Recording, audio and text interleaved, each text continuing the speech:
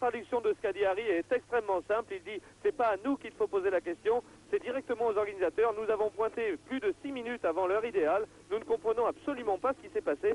Moi, je crois pouvoir avancer une très légère explication. C'est que les commissaires en poste ont pris le carton d'arrivée de la Peugeot, mais n'ont comptabilisé son temps peut-être qu'à l'entrée physique de la voiture dans le parc fermé. Et ça, apparemment, c'est confirmé par l'embouteillage qui s'est produit au niveau des camions et que nous signalait tout à l'heure Guy Fréclin. Donc peut-être tout simplement les commissaires ont-ils pris en compte le temps d'entrée réel dans la spéciale. Vatanen s'en va. Gilles. Oui. Gilles, viens côté de moi, Jean Todt à l'instant qui vient de venir vers la ligne d'arrivée. Jean, vous pouvez vous avancer une petite seconde. Jean, bien sympathiquement, va s'avancer pour nous. Nous sommes en direct. Jean, quelle explication vous pouvez donner à ce qui arrive aux pilotes et notamment à Harry Vatanen? Comment ça s'est passé l'arrivée sur Barcelone hier soir? Tout simplement... Tonneau, Philippe Bruet, allô Philippe Bruet, tonneau de la voiture de Vatanen, tonneau, allô Philippe Bruet, Oui, Vatanen vient de faire un tonneau et il est reparti avec une voiture avec la portière cassée, il faut qu'il termine, il a fait un tonneau dans un virage, il faut dire qu'il a attaqué, on comprend cet homme, et regardez le ralenti. On peut comprendre la pression qui s'est exercée sur lui depuis ce matin, depuis 10h15, quand on a appris pratiquement en même temps que lui cette pénalisation de 21 minutes. Il avait un goût de revanche, il savait qu'il fallait qu'il attaque. Il a attaqué très puissamment dès le départ. Et regardez, dans quelques instants, vous allez voir comment la voiture... Oui, au ralenti, nous allons bien apercevoir, Gilles, la mise en appui de la voiture. Harry la lance dans un large survirage. Vous voyez l'arrière qui dérape. L'avant reste contrôlé grâce à un contre-braquage d'Harry, et puis il part à nouveau en glissade, la voiture se soulève manifestement, et là, elle se plante à un endroit, vous voyez la roue avant gauche, et il part en tonneau. Heureusement, ça n'est pas grave, c'est extrêmement spectaculaire, bien sûr. Harry Vatanen et Bruno Berglund effectuent un tonneau complet à bord de la 405 avant que la voiture ne retombe fort heureusement sur ses roues. Regardez comme il accélère tout de suite pour relancer la voiture. Absolument, ils sont repartis. Vous les voyez maintenant en direct à nouveau. Il peut terminer la course. Remarquez aussi comme quoi il n'a pas ralenti. Regardez, c'est absolument extraordinaire. Il vient de faire un tonneau. Il n'a plus de portière. Il n'a plus de pare-brise. Il n'a plus de pare-brise. Un sang-froid absolument étonnant. Et il continue à toute allure pour essayer de faire un temps. Je crois qu'Harry est très en colère. Chapeau. Il a finalement, oui, chapeau, Ah oui, monsieur chapeau. Vatanen.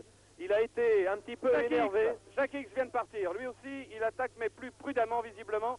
Je ne sais pas s'il a été au courant du tonneau de Vatanen. Toujours est-il que Jackie semble mieux négocier ses virages. Et peut-être, Philippe, êtes-vous toujours avec Jean Todt? Nous allons vous permettre de continuer l'interview. Excusez-nous de cette interruption. Non, c'est pas grave.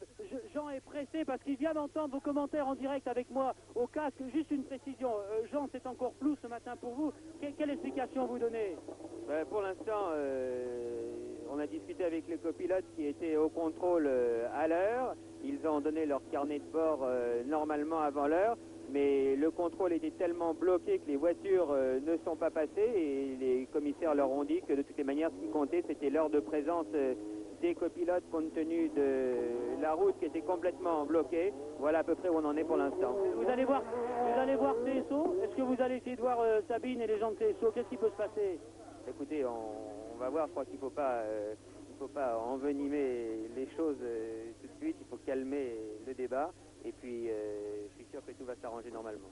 Ok, merci beaucoup. Merci Jean Todt. Oui, on va le laisser parce que non seulement il a cette histoire de pénalité à résoudre, mais en plus, je pense qu'il est pressé d'aller voir Vatanen, qui doit être sur le point de terminer maintenant. En direct, hein, il voulait pas croire ce qu'il entendait dans mon oreillette. Il voulait pas croire que Vatanen avait fait un tonneau. Il dit non, il se trompe, c'est pas possible. Ah non, ça... Quand vous avez parlé du ralenti, je vous assurer que Todt était très surpris. Mais là, il a trouvé le sourire dès que vous avez dit, Jean-Luc et Gilles, que Harry était reparti sur la piste. Ah oui, il est reparti avec un sang-froid absolument fabuleux. Vous l'avez vu tout à l'heure, la voiture s'est retournée et il a donné, et à peine était-elle revenue sur ses 4 roues qu'il a donné un grand coup d'accélérateur, ce qui lui a permis de se dégager. Et ce qui est absolument formidable, c'est que, imaginez monsieur tout le monde, quand on prend un tonneau, eh bien lui il a réattaqué après, il n'avait plus de pare-brise, il n'avait plus de portière. Et il ne faut pas oublier tout de même que quand on a subi un tonneau, eh bien ça fait quelques stress. La Mitsubishi numéro...